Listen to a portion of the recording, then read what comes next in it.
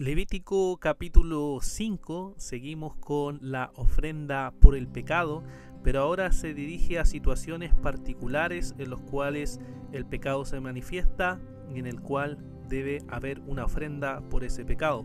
Tenemos primero el caso del testigo que no habla de lo que vio y por tanto es culpable y debe hacer una ofrenda por el pecado.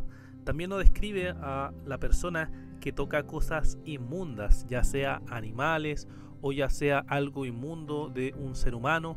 Deben presentar entonces una ofrenda en sacrificio para recibir el perdón del Señor.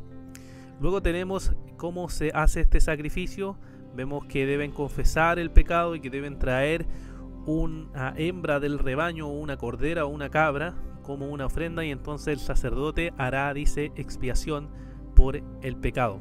También da la oportunidad para aquellos que no tienen lo suficiente, o sea, no tienen para un animal, no tienen para un cordero, no tienen para una cabra, entonces pueden traer aves. Nos dice en el verso 7 que pueden ser 2 tórtolas o 2 pichones, uno como ofrenda por el pecado y otro como holocausto. En el caso nos describe también de que no tengan ni siquiera aves para poder traer en ofrenda al Señor. Entonces nos dice el verso 11, pueden traer como ofrenda la 10ª parte de una efa, la flor de harina, como ofrenda por el pecado.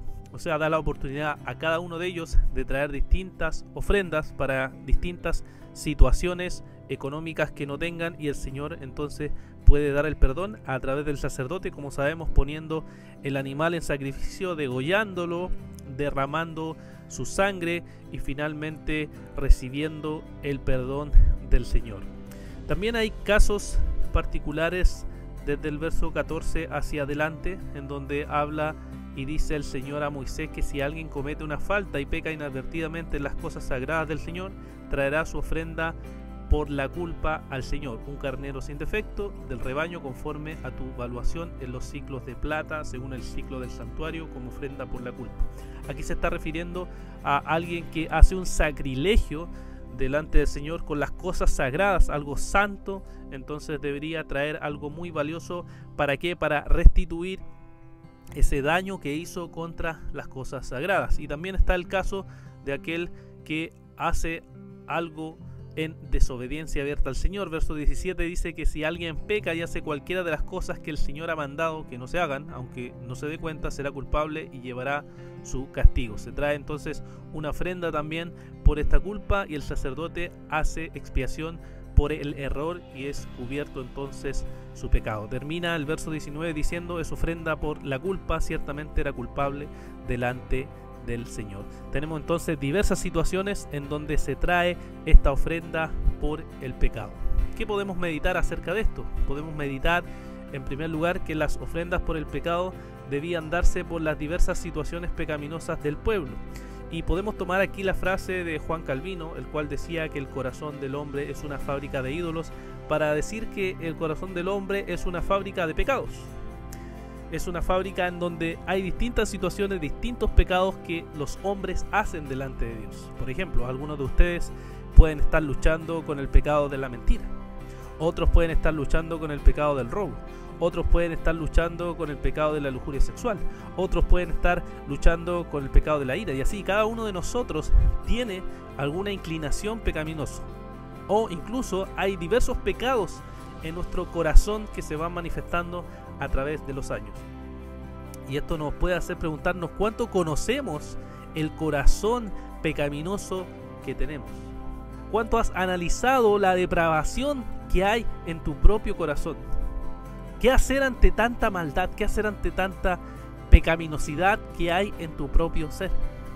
Eso es lo que nos muestra inmediatamente. Hay tantos pecados en nosotros que nos damos cuenta lo vil que somos delante del Señor. ¿Qué hacemos ante esto?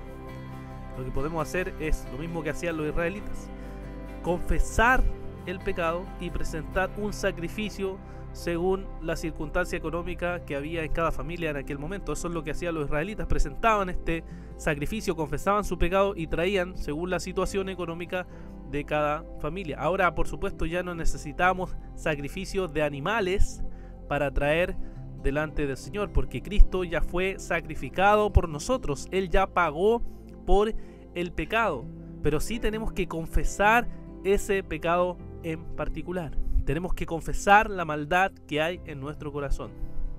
Hermano, ¿haces esto? Confesar el pecado por el cual tú estás luchando, particularmente decirle al Señor: Señor, ¿sabes qué? Estoy luchando con la mentira. Señor, tengo esta inclinación a mentir, tengo esta inclinación a exagerar ciertas cosas o a disminuir ciertas cosas.